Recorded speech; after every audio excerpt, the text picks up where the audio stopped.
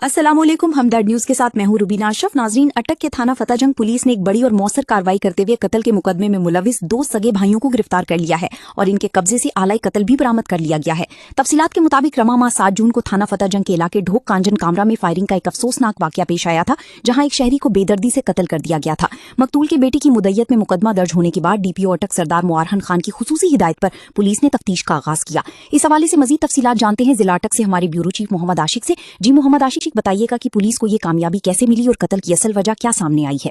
जी बिल्कुल रोबीना, अटक पुलिस ने जराइम पेशा अनासर के खिलाफ एक और बड़ी कामयाबी हासिल की है।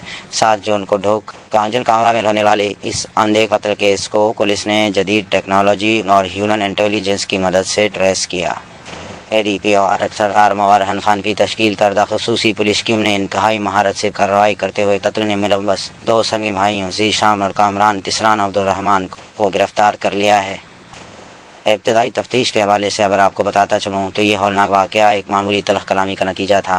मकतूल की मुलज़मान की वालदा के साथ किसी बात पर बहस हुई थी, जिसका रंज पालते हुए इन दोनों भाइयों ने फायरिंग करके एक शहरी की जान ले ली।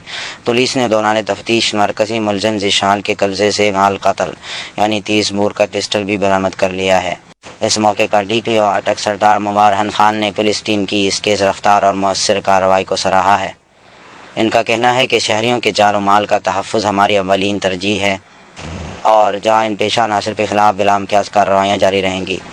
उन्होंने अज़म ज़ाहिर किया है कि मुल्ज़मान के खिलाफ खास शवाहिद इकट्ठे करके चालान अदालत किया जाएगा ताकि उन्हें करार वाकई सज़ा दिलवाई जा सके। जी बहुत शुक्रिया मोहम्मद आशिक, आप हमें अटक से तफसीलात से आगाह कर रहे थे। अपनी होस्ट रुबीना अशरफ को दे इजाजत। अल्लाह हाफिज।